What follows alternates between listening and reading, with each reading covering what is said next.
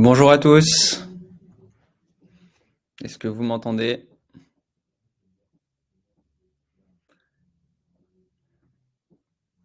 Bonjour Hugo, bonjour Charles.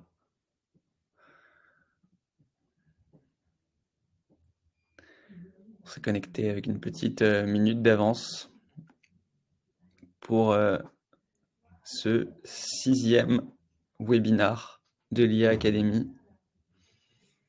Merci d'être aussi nombreux encore à suivre les différentes formations. Bonjour à tous. Comme d'habitude, on va attendre 1 ou 2 minutes et on va se lancer parce que le programme est assez chargé aujourd'hui.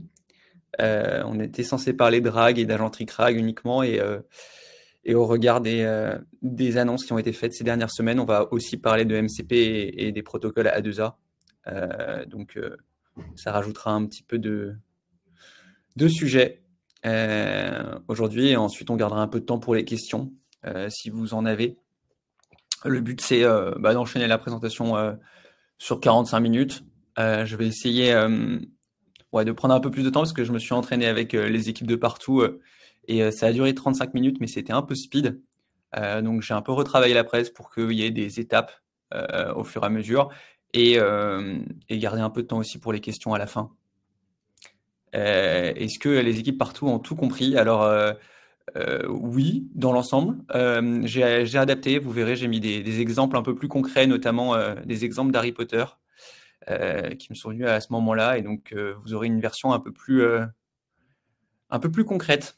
Et aussi, il y avait des développeurs. Donc, comme on va parler de Graph Database, de SQL, ça m'a permis de valider certains points pour pas trop dire de bêtises aujourd'hui et qu'il y ait quand même des validations un peu plus techniques. Car pour rappel, moi, je ne suis pas ingénieur ni développeur. Et mon but, c'est vraiment de vulgariser. Et comme vous le savez, la vulgarisation, forcément, on prend des raccourcis. Donc, tout n'est pas exact, mais en tout cas, ça donne des premières idées. On va attendre encore une petite minute et on va se lancer.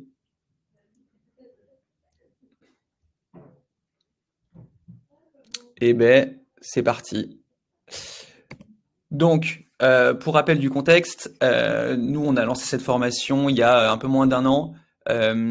C'est la réunion de 2 initiatives, Partout, qui est une société tech française d'environ 400 personnes, où on a pas mal de produits sur l'IA, et Tribes, qui est un média en ligne sur les scale-up françaises.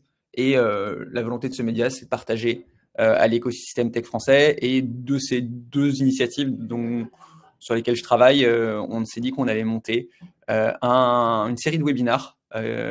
D'abord, il y en a eu 4. Il y a une série de 4 webinars qui reprend les bases des modèles Transformers et de toutes les grandes idées qu'il y a sur les modèles. Et la deuxième série qu'on va faire aujourd'hui, c'est plutôt sur les agents.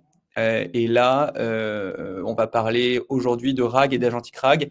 Et la première session, c'était autour des agents, des modèles agentiques et des multi-agent systems. Si vous ne l'avez pas suivi, on vous a mis le lien et vous pouvez rattraper les 5 formations qui sont en ligne sur YouTube. Et merci de vous connecter aujourd'hui. C'est hyper important d'avoir des gens en live pour ces présentations parce que tout seul devant un écran, c'est beaucoup moins sympa. Donc, on va voir ce que c'est le RAG et les problématiques auxquelles ça répond. Donc, on va partir d'une question très simple.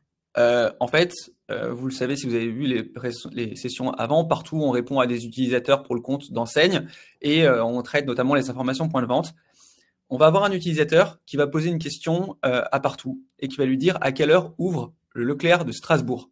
Et on veut que la réponse, ce soit le magasin ouvre à 9h30. Donc ça, c'est un exemple très simple de questions qui peuvent être posées à un chatbot. Qu'est-ce qui se passe en réalité s'il n'y a pas de RAG? En fait, s'il n'y a pas de RAG, l'utilisateur va poser sa question à Partout.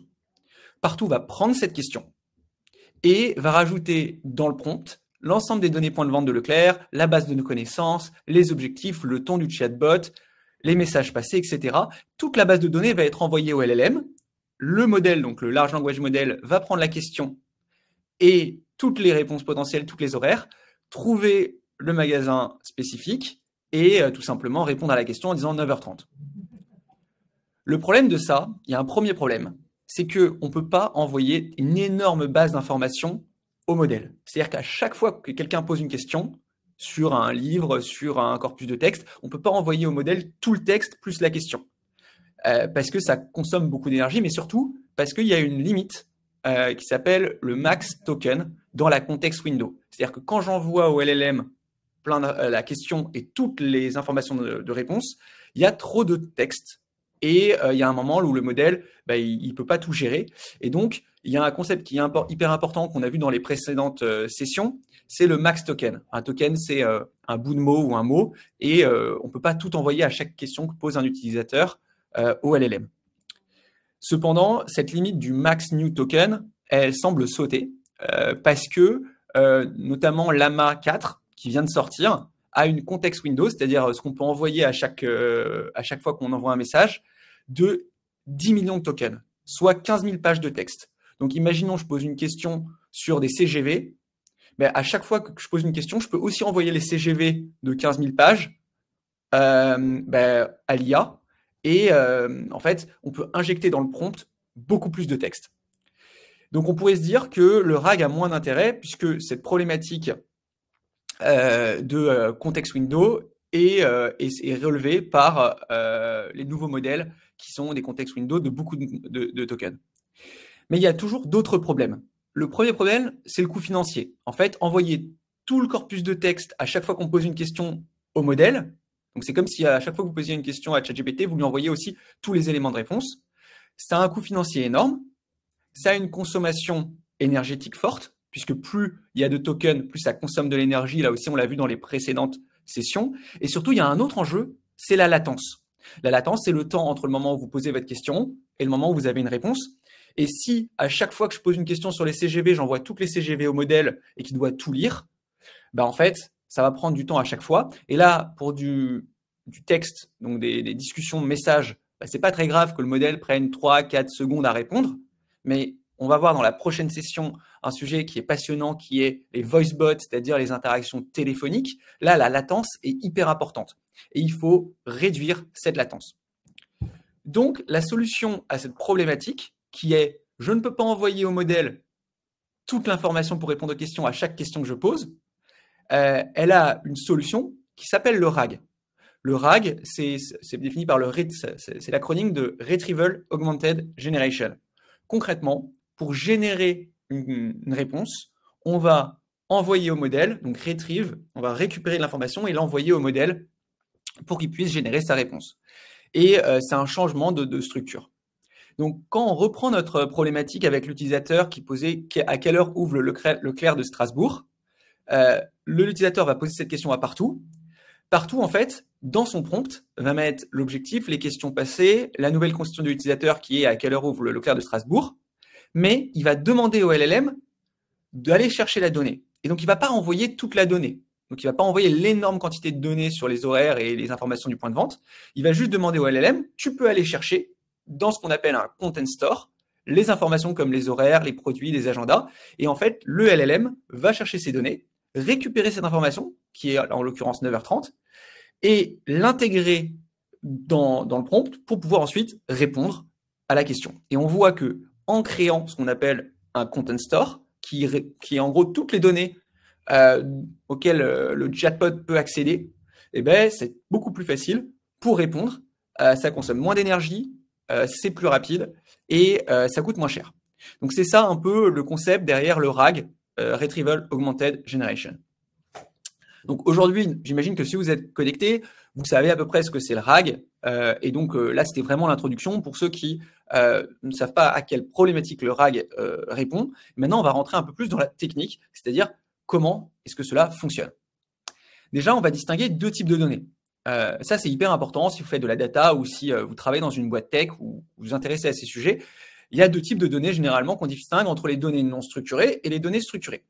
Les données non structurées, c'est les données qui ne sont pas labellisées, qui ne sont pas des tableurs. Donc, ça va être des textes, des livres, des pages Internet, des photos, des vidéos, mais potentiellement, ces données-là, elles ne sont pas représentables sous une forme de tableur comme vous pouvez le voir à droite. Les données structurées, au contraire, ça peut être représenté sous la forme d'un tableur avec des colonnes et des lignes, par exemple.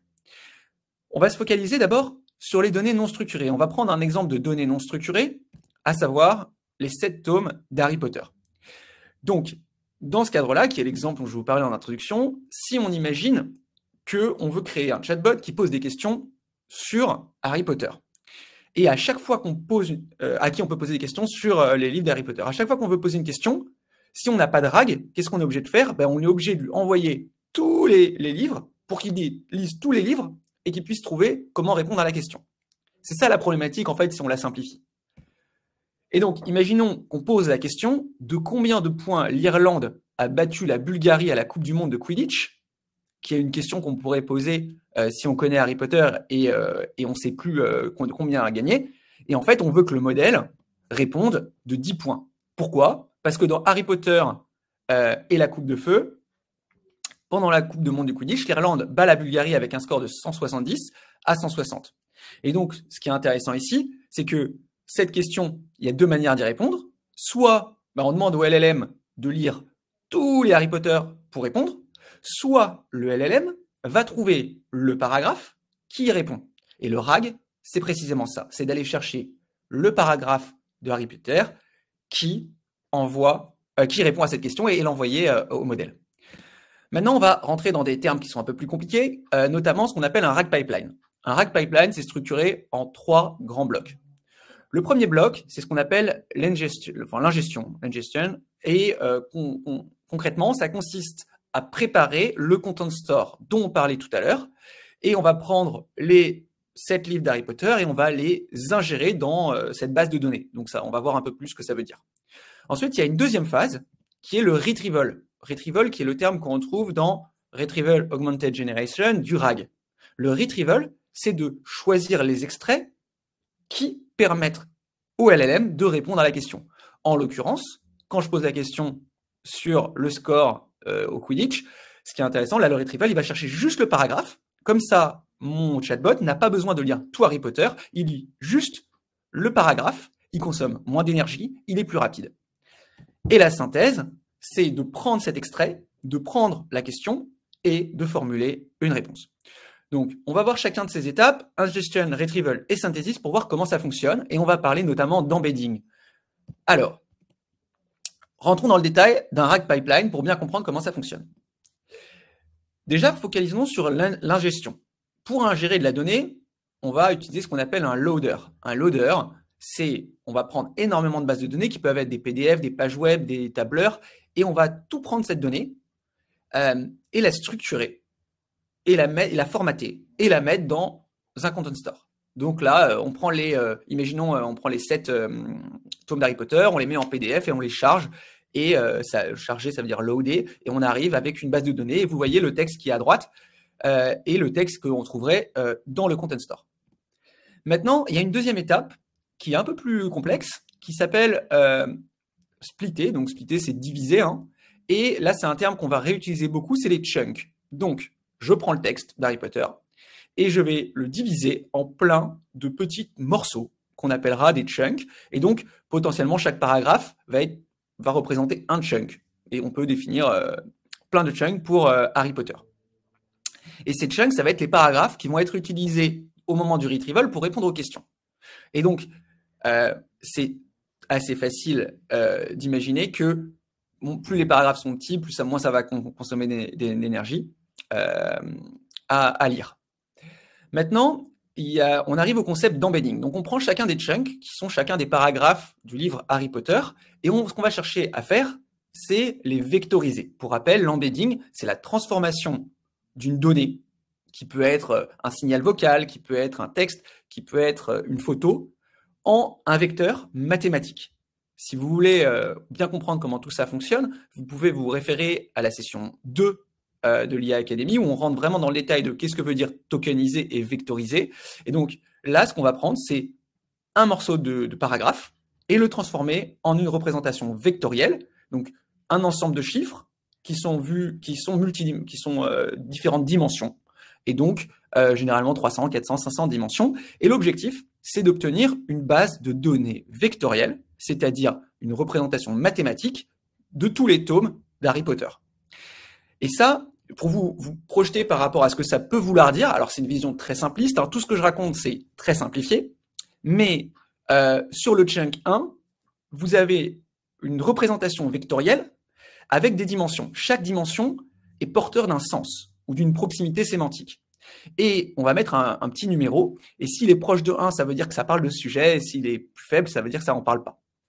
Et donc, notre chunk 1 peut avoir une dimension qui est match de Quidditch. Donc, en fait, l'IA va repérer dans ce paragraphe quels sont les thèmes qui sont abordés. Et donc, plus ça parle d'un thème, plus le thème va être représenté dans la représentation vectorielle. S'il y a le mot balai, s'il y a le mot vif d'or, ben en fait, tout ça va être connecté dans son apprentissage, parce qu'on parle là d'un modèle pré-entraîné, et là aussi, vous pouvez référer aux dernières formations. Plus le thème va apparaître, ou plus cette dimension est comprise dans le chunk, plus le chiffre va être élevé. Et on peut avoir une deuxième dimension qui serait par exemple la présence de l'Irlande, si on parle, je ne sais pas, de trèfle ou de ce genre de choses. Et donc là, l'IA va juste transformer en nombre la présence de thèmes dans les paragraphes. Les dimensions que vous voyez, il peut y en avoir plusieurs centaines. Plus il y a de dimensions, plus ça capture une réalité complexe du chunk. Et ça peut être même une réalité complexe comme est-ce que c'est un poème, est-ce que c'est... Enfin, il y a plein de choses qui peuvent être comprises dans un embedding, c'est-à-dire dans une représentation vectorielle d'un texte.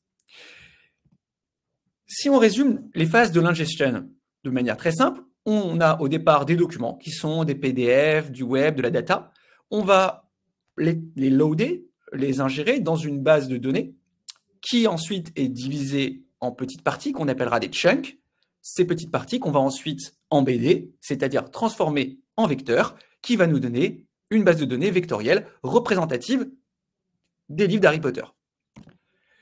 On est donc passé de données qu'on appellera non structurées, à savoir du texte, à une base de données vectorielle représentée mathématiquement. Maintenant qu'on a ingéré la donnée et transformé la donnée en base de données, la donnée non structurée en base de données vectorielle, eh ben, il y a une vraie problématique qui est comment on va sélectionner les bons chunks en fonction de la question. Et ça, c'est la phase de retrieval, qui est la deuxième phase. Donc, pour embedder une question, tout simplement, en fait, on va lire cette question et la transformer en un vecteur. De combien de points l'Irlande a battu la Bulgarie à la Coupe du Monde de Quidditch? En fait, ce qui est intéressant ici, c'est qu'on va avoir les mêmes dimensions qui reviennent, le Quidditch, l'Irlande et la Bulgarie, qui vont être encodées dans un vecteur. Ces dimensions, elles sont choisies par l'intelligence artificielle en fonction de son texte d'entraînement.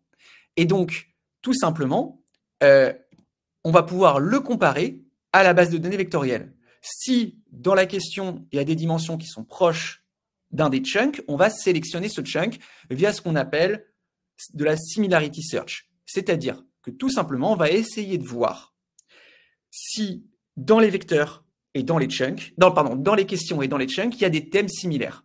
S'il y a des thèmes similaires, eh bien, on va sélectionner ces chunks. Hop, là, je vois que ça parle pas mal de Quidditch et d'Irlande. Eh bien, je vais sélectionner ces deux chunks et je vais les utiliser pour les envoyer à mon LLM avec la question via ce qu'on appelle un output parser et ensuite le LLM va répondre.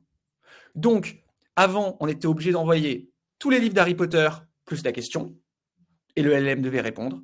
Et maintenant, on envoie beaucoup moins de données puisqu'on envoie la question et les paragraphes qui répondent à la question. Et ces paragraphes ont été sélectionnés sur la base de la proximité sémantique entre la question et les chunks. Alors, donc là, on a vu ce que c'était un process de RAG. Je vous ai fait un petit résumé, parce que c'était un des points qui a aussi été retourné des précédentes sessions, c'est que c'est important d'avoir des points un peu où on fait un point d'étape, on résume. Donc, ici, vous voyez un RAG pipeline et un process de RAG très simplifié. Vous avez la question. La question, ensuite, on a dit qu'elle était vectorisée via un embedding. Et vous voyez à droite, il y a un petit vecteur avec 3 dimensions, mais la réalité, c'est qu'il y en a beaucoup plus. De l'autre côté, on prend le document, on le divise en chunks, on l'embed et on obtient une base de données vectorielle. La comparaison du vecteur de la question et des vecteurs des chunks permet de ressortir que les chunks sélectionnés, de l'envoyer au petit logo de Jim, qui est l'agent IA de partout, et de répondre. et on obtient tout simplement un process de RAG sur de la donnée non structurée. Vous avez vu dans cette session, il y a un sujet qu'on a évoqué en introduction qui est l'agentic RAG. On en a parlé. C'est en gros la réunion entre ce que je viens de vous présenter, c'est-à-dire du RAG, et l'agentic. L'agentic qui est un des sujets qu'on a traités dans la précédente session. À ce sujet, pour ceux qui ne l'ont pas regardé, je vous invite à regarder la session, excusez-moi pour la faute d'orthographe, sur l'agentic, qui mentionne notamment les procédés de ce qu'on appelle du chain of thought et du React, pour essayer de bien comprendre qu'est-ce qu'un modèle agentique et en quoi ce qu'on va voir aujourd'hui est une forme de modèle agentique appliqué au RAG. En fait, si on veut essayer d'expliquer ce que c'est l'agentic RAG, c'est la possibilité d'utiliser des agents pour améliorer le RAG. En gros, on va mettre des petits agents au milieu du process pour obtenir un meilleur RAG. Qu'est-ce que ça veut dire obtenir un meilleur RAG? Ça veut tout bonnement dire avoir des chunks qui répondent mieux à la question qu'on s'est posée. Alors maintenant, on va regarder un peu plus qu'est-ce que c'est le RAG agentique. Et d'abord, on va expliquer pourquoi c'est intéressant. Donc déjà, ça permet de chercher plus d'infos si le contexte ne répond pas totalement à la question. Donc par exemple, si le chunk qu'on a sélectionné ne répond pas et que le modèle s'est trompé et qu'il nous a envoyé en fait un match entre l'Irlande et la France, on va pouvoir faire une boucle pour améliorer la récupération des chunks. On peut aussi gérer des recherches complexes qui demandent des outils comme une recherche sur Internet. Et surtout, on peut adapter sa stratégie de recherche en fonction des résultats. C'est à ça que sert l'agentic RAG. Point important, l'agentic RAG, c'est assez peu utilisé aujourd'hui. C'est aussi des réflexions théoriques. Déjà, mettre en place du RAG, c'est compliqué. Mettre un RAG qui fonctionne bien, c'est compliqué. Donc là, c'est plutôt aussi de la théorie et de se dire que demain, il y aura de plus en plus d'agentic RAG. Mais parfois, c'est quand même mieux de mettre en place des solutions simples que d'essayer d'over-engineer les sujets. Donc, un schéma de l'agentic RAG, d'abord, il y a une question qui est posée, donc la question qui pouvait être liée à Harry Potter ou, dans le cas de Partout, liée aux horaires du Leclerc de Strasbourg. La première chose qui va se passer, c'est que l'agent, on va créer un agent qui va reformuler la question. Pourquoi? Parce que la question peut avoir des fautes d'orthographe, être mal exprimée, et donc un premier agent, il va prendre cette question, la reformuler, et on va créer ce qu'on appelle une question plus, une question améliorée. Cette question améliorée, elle va être envoyée à un deuxième agent. Cet agent, il va se poser la question. Est-ce que j'ai déjà cette information ou est-ce que je ne l'ai pas? Par exemple, quel jour est-on aujourd'hui? L'agent, il n'a pas besoin de faire de RAG pour y répondre. Donc, s'il n'a pas besoin d'informations, bam, il la pose directement au LLM. S'il a besoin d'informations, il va dire à un autre agent, peux-tu m'aider en allant chercher des informations complémentaires pour répondre à cette question? Une fois qu'il n'y a pas assez d'informations, il y a un nouvel agent qui va prendre en charge la requête et qui va se poser la question quelle source utiliser. Et là, on retrouve un process de RAG avec une base de données vectorielle, des outils, des API, etc., qui peuvent aller chercher sur Internet. Et comme on l'a vu tout à l'heure, c'est du RAG, donc on envoie la question et les chunks sélectionnés au LLM. Le LLM, dans ce nouvel état, a donc la question et les chunks appropriés. Il va formuler une réponse et l'envoyer à un agent. Et l'agent, là, il va se dire, est-ce que c'est une bonne réponse ou c'est pas une bonne réponse? Si la réponse n'est pas adaptée, il n'a pas l'information, eh bien, il va l'envoyer à l'agent qui reformule la question. Et vous voyez, là, il y a une boucle qui va faire que tant qu'on n'a pas une bonne réponse, on va refaire une boucle d'itération en faisant une reformulation de question et en utilisant des nouveaux chunks potentiellement. Et quand la réponse est adaptée, on va pouvoir y répondre. Donc ça, c'est un schéma d'agentic RAG où vous voyez qu'on a intercalé des petits agents à différents endroits qui vont permettre d'améliorer la qualité de la réponse utilisée sur la base des données sélectionnées. Donc là, dans les prochaines slides, puisque ça fait que 20 minutes, dans les prochaines slides, ce qu'on va regarder, c'est que fait l'agent qui reformule la question? C'est déjà une première question, puisque en fait, cet agent, il va parfois être face à des questions qui sont mal formulées. Et donc, la query, qui est le terme requête en anglais, va être reformulée par cet agent en query plus. Cet agent, il va faire d'abord une query analysis. Et on va regarder ensemble deux choses. Le query rewriting, donc c'est concrètement réécrire la requête pour ce qu'on appelle étendre son champ sémantique ou lexical, c'est-à-dire essayer de reformuler pour que ça soit plus complet. Et à droite, on va aller regarder ce qu'on appelle query construction, c'est retravailler la structure de la question pour qu'elle recherche dans des bases de données. Là, on va, dans cette deuxième partie, se focaliser sur les bases de données structurées, c'est-à-dire les tableurs. Prenons d'abord la query rewriting qui consiste à reformuler une question posée.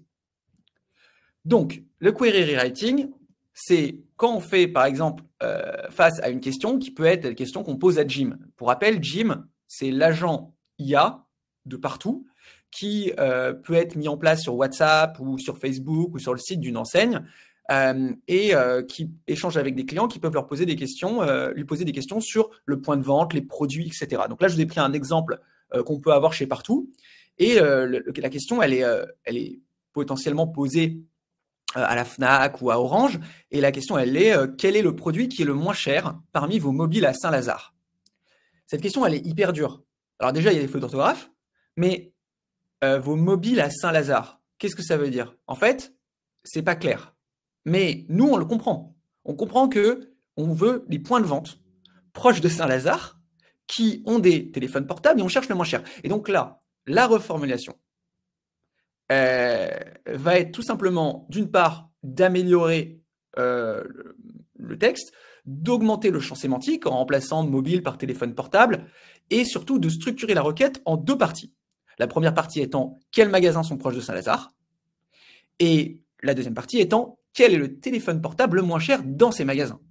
Et là, on voit bien que l'agent a reformulé la question pour permettre ensuite à un autre agent de récupérer les bonnes données qui y répondent. Le rewriting, on pourrait aussi faire un focus très long là-dessus, mais concrètement, ça va répondre à 4 grandes problématiques. La première, c'est la requête, elle est mal formulée, elle est brute, et donc là, ça va être de la query clarification. Il y a aussi un point, c'est les mots-clés ne sont pas identifiés dans le cas de mobile versus téléphone portable. Et donc là, ce qu'on va faire, c'est de la semantic understanding, c'est-à-dire l'identification de mots-clés qui vont permettre de faciliter le RAG. Troisième point, c'est le manque de contexte. En fait, quel est le produit le moins cher dans vos mobiles à Saint-Lazare? Il n'y a pas le concept de magasin. Et donc là, on va étendre la query pour essayer d'augmenter son contexte et de dire qu'en fait, quand il pose cette question-là, c'est qu'il cherche en fait dans un magasin. Et le dernier point, c'est la question multidimensionnelle, où en gros, on va break down, c'est-à-dire diviser la question en plusieurs sous-questions, ce que j'ai aussi fait ici, avec quels magasins sont proches de Saint-Lazare et quel est le téléphone portable le moins cher dans ces magasins. Et on voit que dans le contexte, dans cette question-là, on a vraiment besoin d'un petit agent qui va reformuler. Et donc nous, les petits agents qu'on utilise chez partout, on les appelle des Jimmy. C'est des petits agents dans le cadre d'un multi-agent system. Et si ça vous intéresse, vous pouvez faire la formation précédente sur les multi-agent systems. Ce qui est important ici, c'est que vous n'avez pas besoin de tout savoir sur ce que je suis en train d'expliquer, puisque la majorité du RAG et de toutes ces choses-là, en fait, elle existe déjà de manière native dans énormément d'outils que vous utilisez potentiellement en tant que développeur. C'est juste d'essayer de comprendre ce qui peut se passer en dessous, mais vous n'allez pas forcément avoir besoin de coder tout ça ou de développer tout ça. C'est vraiment pour comprendre ce qui se passe en fait derrière les outils que vous utilisez, du LangGraph, ce genre de choses. Pour faire le lien avec la précédente session, le procès de reformulation, de réécriture, il peut être composé d'un workflow de plusieurs agents. C'est-à-dire que vous pouvez créer pas un seul agent qui reformule, mais d'en avoir plusieurs. Donc, j'ai pris 2 exemples que j'ai trouvé assez marrants. Le premier, c'est un multi-agent system qui reformule et qui va être un orchestrator et qui va envoyer à 2 petits agents, un magasin proche de Saint-Lazare et un qui va connaître les produits. Et ensuite, on va synthétiser. Et l'autre, qui est assez intéressant, c'est la parallélisation par voting. En fait, plutôt que de faire du RAG qui tourne, on va faire du RAG qui parallélise. Donc la question est posée et la même question est posée à 3 agents qui reformulent de 3 manières. Et ça, c'est intéressant, c'est-à-dire qu'en parallèle, il va y avoir 3 procédés de reformulation de la question et on va obtenir 3 réponses ou 3 chunks et l'agrégateur, qui est un peu le cuisinier à la fin, va récupérer tout ça et tout simplement l'envoyer à Jim. Et on va récupérer la meilleure reformulation et la meilleure chunk. Donc ça, c'était un peu une parenthèse qui est un peu plus technique. On a fini sur la partie query et rewriting. Maintenant, on va parler un peu plus de la query construction. Donc la query construction, c'est pour traiter principalement les données structurées. Revenons un peu en arrière. Depuis le début, on parle de textes, notamment Harry Potter, qui sont non structurés. Donc c'est des corpus de texte. Là, on va s'intéresser à des bases de données. Ça peut être des bases de données points de vente, des horaires, des produits, des agendas, ce genre de choses. Une base de données structurée, c'est tout simplement avec des labels, des tags, et il y a des relations entre ces données qui sont mises en évidence. Pour la suite de ce webinaire, essayons de se focaliser sur la donnée structurée. Donc, pour chercher des éléments dans des données structurées, donc via une API par exemple, il faut construire une requête. Et c'est ça la query construction. Par exemple, la question en langage naturel serait à quelle heure ouvre Leclerc de Strasbourg? Donc ça, c'est du langage naturel. Il faut transformer cette question en langage naturel en requête informatique. Alors là, j'ai pris une requête qui n'était pas du tout adaptée, mais c'est tout simplement du code qui va aller interroger une base de données.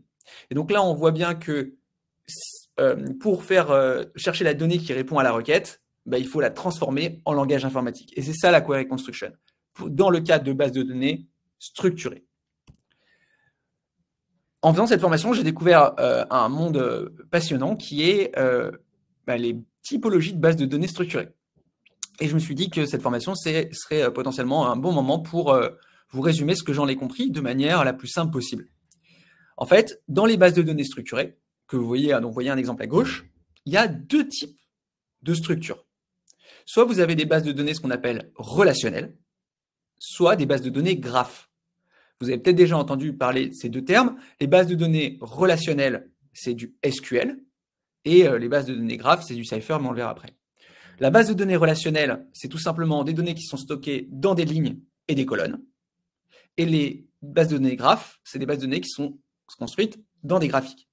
Et on va essayer de voir la différence entre les deux pour que vous puissiez un peu plus vous projeter. Et j'ai pris un exemple assez concret qui est celui de ma famille. Donc, ça, c'est la structure de ma famille en base relationnelle. Quand j'essayais d'expliquer ça, la différence entre les bases relationnelles et les bases graphes à mon père, je lui ai pris l'exemple de notre famille et je me suis dit que ça pouvait être utile pour clarifier. Donc, ici, dans une base de données relationnelle, en fait, c'est comme un fichier Excel. Vous avez des records et des attributs. Les records, c'est Alain, Chloé et Thibaut, mon père, ma sœur et moi.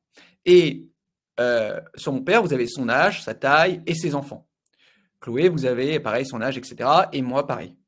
Ça, c'est une base de données avec, en gros, vous pouvez imaginer que c'est un produit avec des caractéristiques et potentiellement dans ces caractéristiques des relations entre les produits. Mais c'est vraiment des records, comme des fichiers Excel.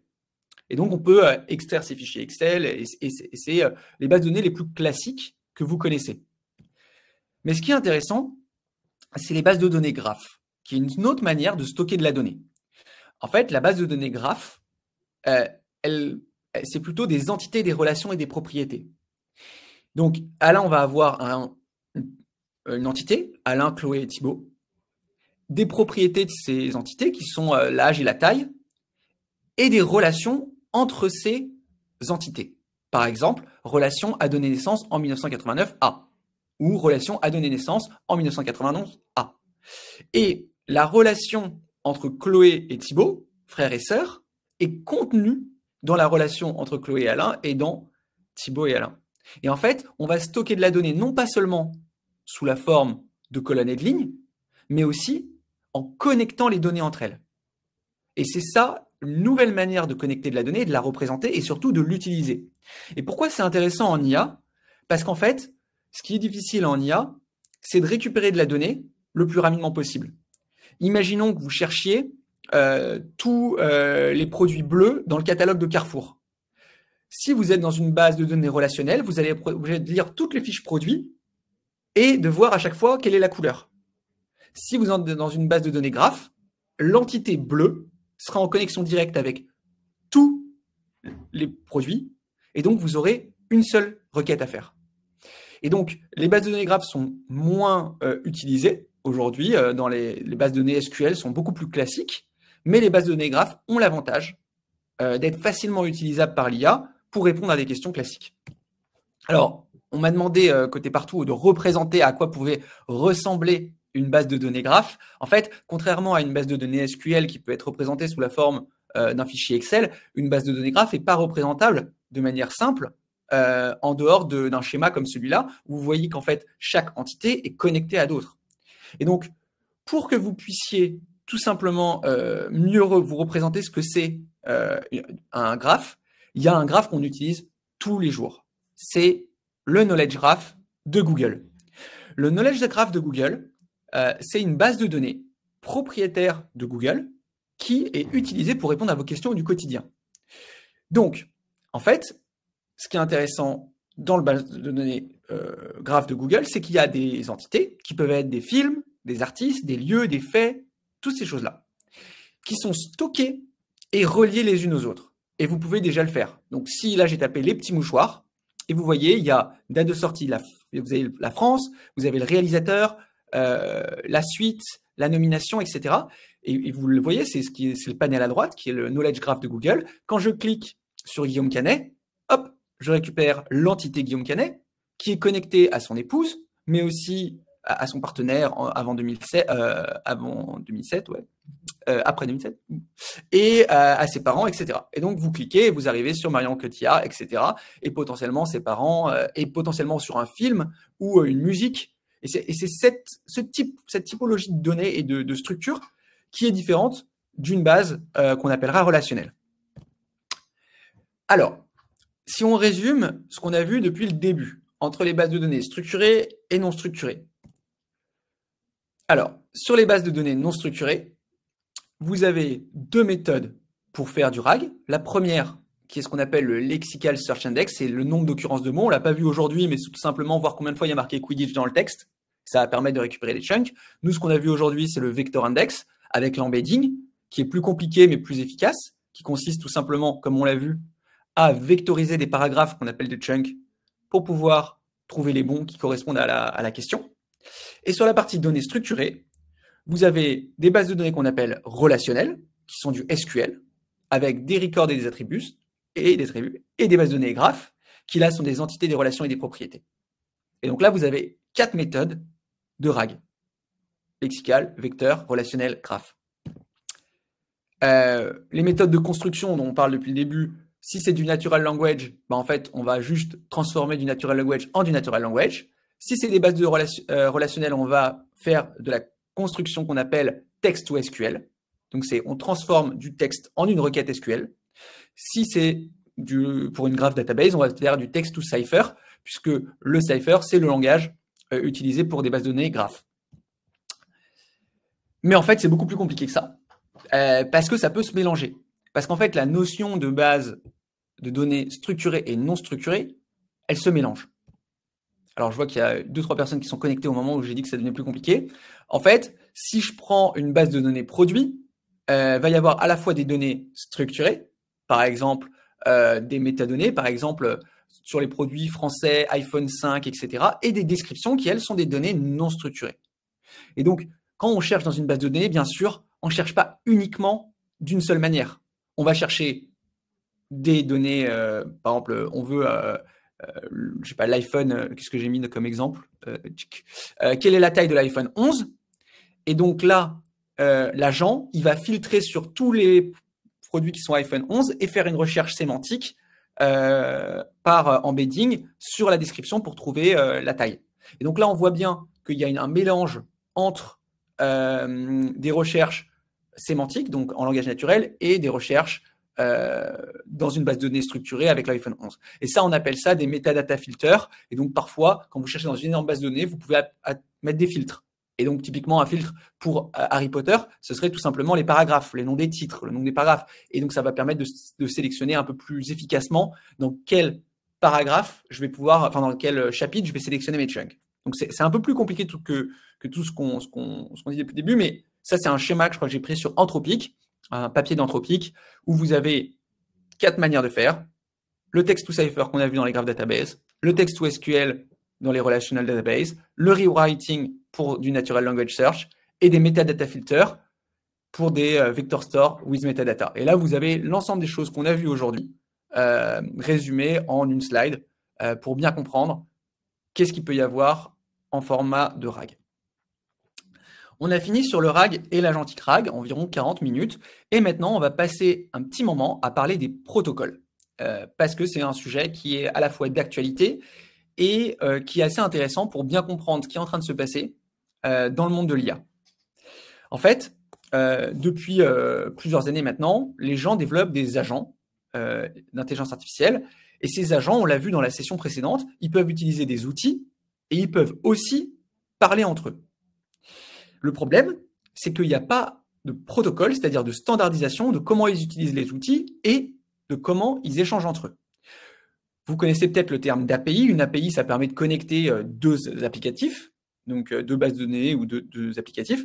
Et il y a une standardisation de ces API qu'on appelle l'API REST, R-E-S-T, écrit en majuscule, vous l'avez peut-être déjà vu. Ça, c'est en gros une standardisation et des protocoles pour que les API fonctionnent bien entre elles. Et ce qui est intéressant depuis 6 mois, c'est qu'il y a une montée en puissance de la standardisation pour que les agents IA puissent utiliser des outils ou collaborer entre eux. Et c'est ça qu'on va voir maintenant. En fait, il y a deux protocoles qui ont fait la une un peu des journaux spécialisés, ou je dirais de LinkedIn principalement. C'est le MCP, qui est le Model Context Protocol, et l'A2A, donc qui est l'Agent to Agent Protocol. Le MCP, ça a été développé par Anthropic il y a environ 5 mois, ça a été release. Et l'A2A, ça a été développé par les équipes de Google il y a 1 mois. Ce qui est fou, c'est que Google a quand même fait à peu près tous les papiers, enfin une grande partie des papiers intéressants, notamment sur les modèles transformers et beaucoup de choses, et voir qu'Anthropic aussi participe de plus en plus à la recherche et à un peu aux guidelines et aux grandes avancées de l'IA est assez intéressante. À gauche, le MCP, c'est un protocole qui va permettre aux agents de mieux utiliser des outils. Et à droite, le A2A, c'est un autre protocole qui permet aux agents de travailler entre eux. Et c'est bien, il y a beaucoup de gens qui disaient que c'était concurrent, mais en fait, c'est pas du tout concurrent. Dans un cas, c'est comment moi, en tant qu'agent IA, je vais utiliser une API ou ce genre de choses. Et dans l'autre cas, c'est deux agents qui collaborent, par exemple, l'agent de Salesforce et l'agent de partout. Et comment ils peuvent se parler. On va essayer de rentrer dans chacun de ces deux grands protocoles pour essayer d'expliquer à quelle problématique ils répondent et qu'est-ce qui change. Donc, avant le MCP, avant le Model Context Protocol, si je voulais connecter partout, que vous voyez à gauche, donc là, Jim, c'est l'agent IA de partout. Jim, il peut avoir besoin d'accéder à Salesforce. Donc, à droite, vous avez des outils, à gauche, vous avez des agents, ce qui n'est pas pareil. L'agent Jim de partout veut choper des données dans Salesforce, choper des données dans GitHub, choper des données dans Figma pour répondre aux questions des utilisateurs. Pareil pour Cursor ou pour Claude. On voit dans ce schéma que si je n'ai pas de standardisation, il faut que je crée N fois M intégration. Si j'ai N agents et M outils. Puisque chaque fois que je veux développer quelque chose, je dois développer la connexion entre Jim et Salesforce, entre Claude et Salesforce, entre Cursor et Figma, etc. Et donc, plus vous avez d'agents en place et plus vous avez d'outils existants, plus les connexions deviennent hyper compliquées. Parce que partout, par exemple, veut avoir accès aux bases de données produits, aux bases de données des agendas, aux bases de données CRM, à plein de bases de données. Et en plus, il y a des droits, il y a des autorisations, il y a des restrictions. Donc, ça devient vraiment un peu un enfer. Le MCP, c'est tout simplement la standardisation des intégrations entre des agents d'un côté et des outils de l'autre. Et on transforme la problématique du N fois M intégration en N plus M. Puisque partout, a plus qu'à développer une intégration, enfin une intégration standard en MCP, avec ce protocole, et de l'autre côté, les outils aussi. Et donc, ici, on a un schéma qui explique de manière un peu simplifiée comment le MCP devient le USB-C universel pour l'IA. En gros, on standardise la manière de se brancher. Hein. Avant, il y avait plein de manières de se brancher pour recharger son téléphone iPhone ou son appareil photo. Et ben, on va uniformiser la manière de se brancher. Et ce qui est intéressant, c'est que c'est Anthropic qui a lancé le Model Context Protocol et Google et d'autres géants de la tech ont suivi et ont accepté que le protocole qui est aujourd'hui le gagnant pour l'instant, c'est le MCP et ça pourrait changer. Et de l'autre côté, les outils vont aussi créer des serveurs MCP et c'est d'ailleurs beaucoup d'annonces qui ont été faites en disant ça y est, Figma a créé son serveur MCP. Pour que vous connaissiez juste les termes, vous avez à gauche des agents qu'on appelle des hôtes MCP, les clients MCP qui sont au milieu, qui sont les connexions, et les serveurs MCP qui sont en gros les outils sur lesquels on va aller faire les choses. Donc si vous entendez parler de hôte, client ou serveur MCP, vous voyez à peu près à quoi ça correspond dans le cadre du protocole MCP.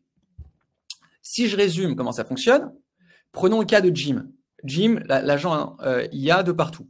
Alors, on n'a pas encore mis en place de protocole MCP de notre côté, mais si on le faisait, ça veut dire que Jim arrive et se connecte au serveur MCP, enfin se connecte au protocole et va tout simplement voir les serveurs MCP qui sont disponibles dans son environnement. Donc, par exemple, ça peut être Salesforce, ça peut être Agenda, ça peut être plein d'outils qui vont lui proposer des choses qu'il peut faire en tant qu'agent. Le serveur MCP vont déclarer leurs fonctionnalités disponibles. Par exemple, chez moi, tu as le droit d'écrire, chez moi, tu as le droit de lire, etc.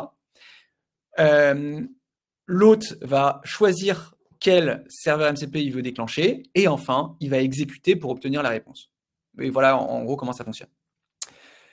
Passons à la partie A2A. Et là, je vais vous lire ce texte qui, je pense, est assez important. C'est le modèle contexte protocole est en train de devenir le standard émergent pour connecter les LLM, donc les agents, aux données, ressources et outils.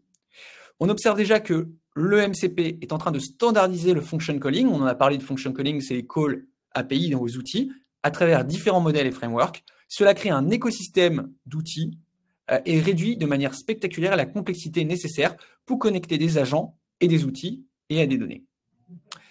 Maintenant, ce que Google annonce, c'est un nouveau protocole. À la différence du MCP, A2A se concentre sur un problème qui est différent. C'est un protocole au niveau application qui permet aux agents de collaborer dans leur modalité naturelle. Donc, il permet aux agents de communiquer en tant qu'agents et donc de collaborer entre eux. Donc, si on résume la différence entre MCP et A2A, le MCP, ça sert à donner des outils à vos agents, mais c'est votre agent qui décide comment les utiliser, alors que A2A, ça va permettre de partager une liste de tâches à faire à un autre agent. En gros, A2A, c'est pour déléguer à un autre agent, alors que MCP, c'est pour utiliser un outil. Je finis sur une petite distinction. Il y a beaucoup de gens qui peuvent se poser la question, est-ce que A2A, c'est pour faire collaborer mes agents entre eux? Parce que dans ce cas-là, le multi-agent system qu'on a vu dans la session précédente, notamment via des outils comme Pyontic, CrewAI ou LangGraph, en fait, ça fait déjà ça. Ce qui est important, c'est que la collaboration d'un multi-agent system, par exemple, de partout, c'est pas via du protocole A2A. En fait, le protocole A2A, ça va permettre à un multi-agent system d'échanger avec un autre multi-agent system, par exemple Agentforce pour Salesforce ou Claude ou Cursor. Donc, on est vraiment sur une collaboration avec des agents externes, pas des agents internes à votre système. On a fini pour ce webinaire qui est encore plus technique, donc j'imagine que il y a plein de choses pour ceux qui sont vraiment très techniques où j'ai fait des raccourcis. Le prochain webinaire, c'est le webinaire sur les Voice Agents. On va vous envoyer le lien pour que vous puissiez vous inscrire. Et là, vous avez normalement un pop-up. C'est un sujet passionnant. J'ai déjà commencé, enfin quasiment terminé la présentation sur les Voice Agents parce qu'il y a énormément de choses qui arrivent, notamment les modèles Voice-to-Voice et des sujets techniques vraiment que j'ai beaucoup aimé, donc j'ai hâte de vous le partager, c'est dans 2 mois. Si vous avez le temps de partager cette formation, d'en parler autour de vous, c'est l'unique objectif de cette formation, c'est d'aider. On ne va pas vous mettre dans une newsletter payante ou vous faire payer quoi que ce soit, c'est vraiment purement bénévole. Donc le seul truc qu'on vous demande, c'est d'en parler autour de vous pour que ce soit utile. Et j'en profite aussi, comme j'ai votre attention et qu'il y a encore une centaine de personnes connectées, j'ai écrit un bouquin. Si vous êtes dans la tech, vous êtes la cible. Et pareil, c'est pas l'objectif, c'est pas de faire de l'argent, c'est juste de partager ce qu'on fait chez Partout, les difficultés qu'on a rencontrées et comment on les a surmontées. Un livre que j'ai passé beaucoup de temps à écrire, donc j'espère qu'il vous plaira si vous vous motivez à l'acheter et à en parler autour de vous. Écoutez, c'est fini. Merci à tous. Je vais maintenant répondre aux questions qui sont sur un petit doc à côté. Alors, waouh, les questions sont très très techniques. La première question, c'est quelle base de données vectorielle recommandes-tu d'utiliser entre ZLease, Quadrant, Pinecone? En fait, je pense que donc déjà, c'est vraiment, je ne pourrais pas répondre de manière honnête à cette question. Je pourrais demander à ChatGPT ou demander à des gens chez Partout qui sont spécialisés, mais ça sera trop technique pour moi et je préfère pas me lancer dans une comparaison des bases de données vectorielles. Voilà. Il y a quelqu'un qui demande, ça fait beaucoup d'agents à entretenir. Je pense que, en gros, est-ce que c'est utile? C'est une vraie question. Quand on fait un modèle agentique, je pense qu'il y a notamment un papier de Anthropic qui essaie d'expliquer que c'est pas forcément hyper utile de faire des agents qui se parlent entre eux et que dans la majorité des cas, c'est une API suffit ou en gros un LLM tout simple convient. Et je pense qu'une chose que j'ai appris en échangeant avec les équipes techniques de Partout, c'est que ça sert à rien de se faire plaisir pour se faire plaisir si ça répond pas à une problématique complexe. En fait, parfois, ça sert à rien de tuer une mouche avec un bazooka. C'est la notion d'efficience. Et donc, dans la majorité des cas, en fait, utiliser un agent simple est plus efficace que d'utiliser un multi-agent system. Est-ce qu'un agent est en réalité juste une application avec différents prompts qui s'enchaînent? Alors, non, un agent, c'est pas une application avec différents prompts qui s'enchaînent. Dans la session précédente, en fait, on définit un agent comme un LLM, donc potentiellement un modèle pré-entraîné, qui a tout simplement l'accès à des bases de données qui peuvent être utilisées via du RAG ou des outils. La notion d'agent, c'est vraiment en gros un LLM qui a accès à d'autres choses, qui a du contexte. Et c'est vraiment important de bien différencier un agent d'un LLM. Et Jessica qui demande, il y a un copyright sur la mouche et le bazooka. Alors, il n'y a pas de copyright sur cette expression parce que je crois que je l'avais entendue il y a longtemps et je l'utilise régulièrement. Elle peut être réutilisée. Et d'ailleurs, on vous enverra la présentation. Pareil, vous pouvez réutiliser les slides. Dans l'idéal, et je vous demande de quand même mentionner à chaque fois que vous réutilisez les documents potentiellement, à part si vous les retravaillez beaucoup, de mentionner la formation pour lui donner de la visibilité. Chez Partout, vous avez des équipes ou personnes dédiées à un seul agent. Alors non, aujourd'hui, chez Partout, quand on développe Jim, en fait, on a deux équipes qui travaillent sur notre outil d'IA, deux feature teams, qu'on appelle des impact teams chez Partout, donc avec un PM et des développeurs. Et ils sont pas spécialisés par agent, mais ils vont travailler. On est en train de créer un multi-agent system, donc un agence avec plusieurs agents, un qui est spécialisé par exemple pour repérer les spams dans les messages, etc. Un autre qui va être repéré pour collecter des leads, etc. Et donc ils vont travailler sur des agents qui collaborent, mais l'équipe travaille sur tous les agents et le multi-agent system. Est-ce qu'il y a d'autres questions? Non, il n'y a pas d'autres questions. Et voilà, enfin, je voudrais remercier tous les gens qui m'aident à faire ces webinaires parce qu'il y a beaucoup de gens qui, notamment chez Partout, qui font les vraies choses chez Partout. Et c'est assez intéressant, il y a une question avec le protocole de Google A2A qui vise à faire collaborer des agents de différents frameworks. On peut voir que Google utilise un agent orchestrateur pour faire collaborer les agents, donc il n'y a plus besoin de créer un MAS avec LangGraph ou Croway. Si, en fait, de ce que je comprends, le protocole A2A, c'est pour faire collaborer des systèmes entre eux. Mais il y a toujours un intérêt à créer un multi-agent system, et ça, c'est un autre. C'est vraiment CrowAI et... Nous, je crois que d'ailleurs, chez Partout, ils n'ont pas choisi CrowAI et LangGraph, Pydantic, je crois que c'est le nom, ou quelque chose comme ça. Voilà. Bah, écoutez, vous êtes encore 80, je pense qu'il y en a certains qui sont en fond. Alors, est-ce qu'on fait pas de mission de conseil malheureusement, et enfin Partout c'est vraiment une solution SaaS technique, et donc on ne fait pas de conseil en IA, je fais pas de, mais on fait vraiment que des choses bénévoles et non, on n'utilise pas CrowAI, on utilise, alors je vais pas le prononcer, Pydantic ou Pydantic. Faudrait que je le tape sur internet et en fait ils ont choisi un modèle Pydantic. Merci Valentin Florian. Et pourquoi eh ben, écoute, en fait, ils ont fait une énorme comparaison entre les différents modèles. Et comme nous, c'est des développeurs Python, je crois que Pydantic était assez préconisé dans le cadre de notre contexte. Mais c'est vrai que moi, j'ai été surpris qu'on n'utilise pas LangGraph ou CrewAI parce que c'était les plus médiatisés sur LinkedIn, en tout cas. Et comme je suis pas mal sur LinkedIn, j'avais ça en tête. Mais ça a l'air d'être la bonne solution puisque c'est eux qui ont fait le benchmark et qui s'y connaissent bien mieux que moi. Merci à tous. Bonne journée.